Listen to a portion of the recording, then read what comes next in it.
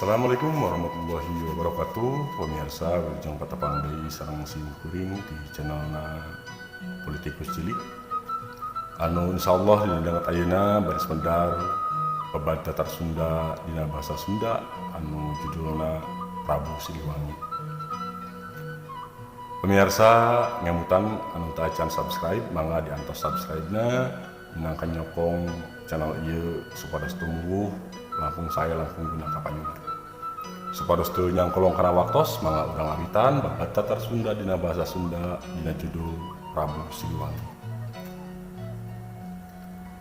Prabu Siliwangi mangrupa hiji tokoh anu kamasur dina kasusastraan Sunda nuju ka tokoh sajarah anu gelarna Sri Baduga Maharaja sakumaha anu aya dina prasasti batu tulis atawa Jaya Dewata dina carita parahyangan di Karaton Pakuan Pajajaran puseur pamarentahan Kerajaan Sunda.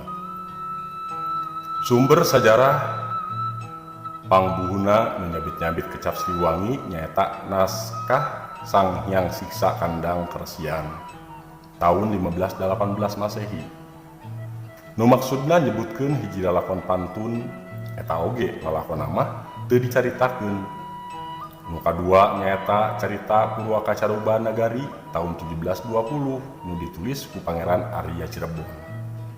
Nu ngadadarkeun yen Prabu Siliwangi teh putra Prabu Anggalarang tigaluh nu kungsi matuh di Karaton Surawisesa Parahyangan Wetan. Prabu Siliwangi ngadeg nalendra di Pakuan Pajajaran nganggo jenengan Prabu Dewata Wisesa. Linggih di Karaton Pakuan nu ngaranna Sri Bima. Prabu Siliwangi jeneng ratu di Pakuan teu lila. Satutasna nikah ka Subang Larang di Singapura tahun 1422. Dina zaman Prabu Niskalawastu Kancana mimpin keneh Kerajaan Sunda ti Kawali, pian ti Subang Larang Prabu Siliwangi oge nikah ka Ambedkasih. Numutkeun naskah ieu keneh nalika Prabu Siliwangi ngalih ka Pakuan teh agama Islam geus sumebar di masyarakat.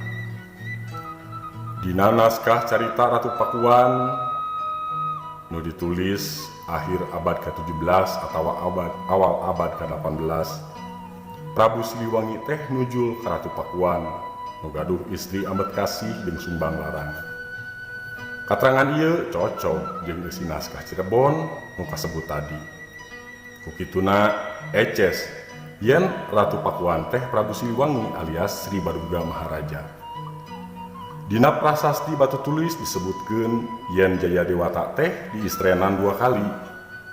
Prabu Guru Dewata Prana kira tahun 1420-an akhir atau awal 1470-an jeung Sri Baduga Maharaja Ratu Haji di Pakuan Pajajaran Sri Sang Ratu Dewata tahun 1482. Anu munggaran di Serenan kalawan jenengan Prabu Guru Dewata Prana nyaeta Prabu Susuk Tunggal Raja Sunda Ramana nu ngadegkeun Kadaton Sri Bima Punta Narayana Madura Suradipati.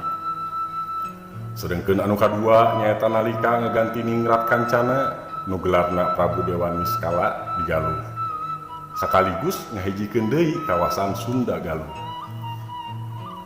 Catetan ti Portugis Summa Oriental karya Tom Pierce nyebutkeun yen tahun 1513 Kerajaan Sunda teh diparentah kalawan adil. Jalmana jalujur kagiatan dagang Sunda jeung Malaka teh nepi ka Maladewa. Produksi pedesna cenah kualitasna leuwih hade batan produksi India nepi ka 1000 bahar. Hiji bahar teh sarua jeung 3 karung sataun. Malah asam nama bisa minuhan 1000 kapal nu dimuat di pelabuhan Banten, Kalapa, Cimanuk, Tangerang, Pomdam jeung Cigede. Komoditas liana diantaran emas murni, kain,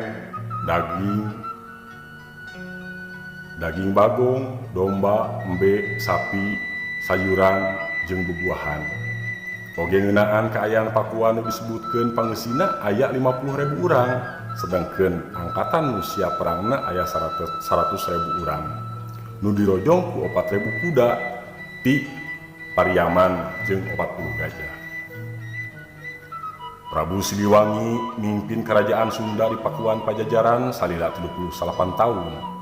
Dikurebkeun di Rancamaya, wewengkon Mukiwari mangrupa pademukan mewah Rancamaya deukeut Ciawi Bogor. Sedengkeun pamarentahan Sunda salajengna diteruskeun ku Surawisesa. Nepi ka Kiwari ngaran Siliwangi masih dalit di masyarakat Sunda. Kituna dipake jadi ngaran rupa-rupa lembaga. Saumpamana Kodam Siliwangi ngawengku wilayah Provinsi Jawa Kulon jeung Banten. Universitas Siliwangi hiji universitas anu aya di Tasikmalaya. Niskala Wastu Kancana pamanah rasa Sri Baduga Ramana Niskala Wastu Kancana atawa Surawisesa nunyak Krawati di Karaton Sri Bima teh. Tug tepi ka Kiwari can kateguh ku para ahli sajarah. Birak Banten ngaruh Pajajaran mun nya teh nu ngabahu denda di dinya teh pamanah rasa Carogena Subang Larang di Pasantren Kuro. Sok grajujut bakal pabaliut.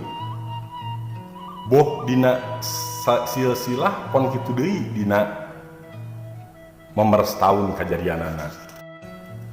Sumkuring nyuhunkeun dihapunten, pilih aya kalepatan dina maoskeun atanapi dina ngaropea ieu carios. Billahi taufiq wal hidayah. Assalamualaikum warahmatullahi wabarakatuh.